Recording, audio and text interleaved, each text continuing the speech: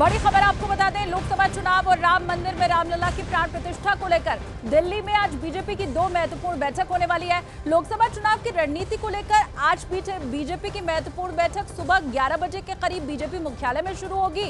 इस बैठक में बीजेपी के राष्ट्रीय महासचिव, केंद्र सरकार के मंत्री, असम के मुख्यमंत्री शामिल हो सकते हैं और वहीं दूसरी बैठक राम मंदिर को लेकर दोपहर 2 बजे के बाद होगी। इसमें बीजेपी अध्यक्ष जेपी नड्डा, गृह मंत्री अमित शाह मौजूद रहेंगे। इस बैठक में हर प्रदेश से 2 पदाधिकारी भी शामिल होंगे। बैठक में रामलला की प्राण प्रतिष्ठा के बाद 24 जनवरी से पूरे देश भर की हर लोकसभा से हजारों की संख्या में आम लोगों को दर्शन करवाने की योजना पर चर्चा की जानी है।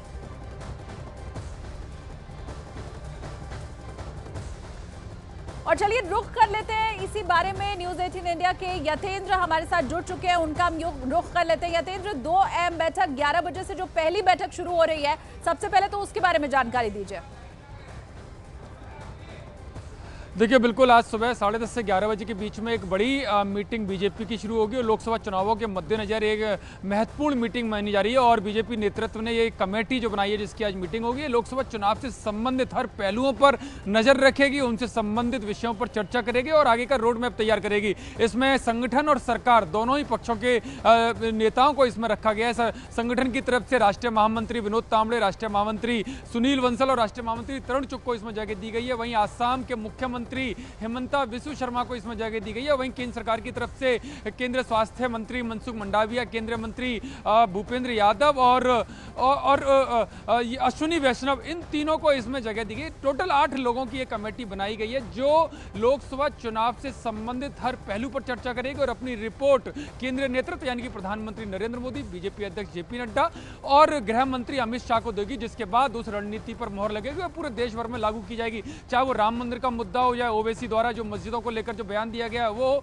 या कांग्रेस की जो रणनीतियां हैं वो किस तरह से कदम उठा रही है, या उसकी जो न्याय यात्रा चल रही है उसको लेकर बीजेपी किन किन मुद्दों को किस तरह से उठाएगी, उसके चुनाव प्रचार का क्या तरीका होगा और किस तरह से प्रवासी योजना जो चल रही है जहां पर पहले सी और डी ग्रुपों की जो टिकटों का अनाउंस हो रहा है, उन सब को लेकर एक विस्तृत रिपोर्ट अपनी मीटिंग के बाद केंद्रीय नेतृत्व को देगी। और विस्तृत रिपोर्ट का अध्ययन करने के बाद जो केंद्रीय नेतृत्व है उसको अपनी कोर कमेटी और पार्लियामेंट्री बोर्ड की बैठक में रखेगा, फिर वो चुनाव समिति में जाएगा और उस आधार पर बीजेपी चुनावों में जाएगी। यानी काफी महत्वपूर्ण मीटिंग है जो आपसे कुछ देर के बाद शुरू होगी और ये 8 लोग मंथन करेंगे पूरे दिन भर कि किस तरह से बीजेपी का रोड मैप आने वाले लोकसभा चुनावों के लिए होगा। जी ठीक है यतेंद्र, बैठक पर नजर बना के रखिएगा, फिर लौटेंगे आपके पास। फिलहाल के लिए बहुत बहुत शुक्रिया तमाम जानकारी के लिए। लेकिन राम मंदिर पर आज भारतीय जनता पार्टी की बड़ी बैठक होने जा रही है और इस बैठक में बीजेपी अध्यक्ष जेपी नड्डा और गृह मंत्री अमित शाह भी मौजूद रहेंगे। इस बैठक में हर प्रदेश से 2 पदाधिकारी भी शामिल होंगे और बैठक में रामलला की प्राण प्रतिष्ठा के बाद 24 जनवरी से पूरे देश भर की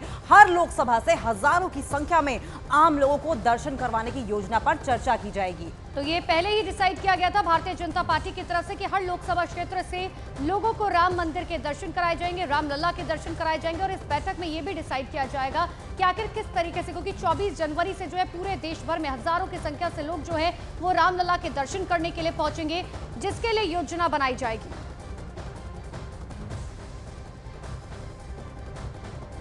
तो राम मंदिर पर दिल्ली में बीजेपी की अहम बैठक होगी जिसमें जेपी नड्डा और अमित शाह शामिल होंगे। इतना ही नहीं, इस बैठक में हर प्रदेश से 2 पदाधिकारी भी शामिल होंगे। दोपहर 2 बजे बैठक शुरू होगी और मंदिर दर्शन करवाने की योजना पर मंथन चिंतन किया जाएगा कि आखिर किस तरीके से लोग जो है वहां पर दर्शन करने के लिए पहुंच सके। 24 जनवरी से दर्शन करवाने की भी योजना है और 22 जनवरी की बात करें जिस दिन रामलला की प्राण प्रतिष्ठा की जाएगी, ठीक उसको लेकर भी जो है जानकारियां जुटाई जाएगी और 2 पदाधिकारी इसीलिए शामिल होंगे ताकि हर लोकसभा क्षेत्र से जो है लोग रामलला के दर्शन करने के लिए पहुंच सके।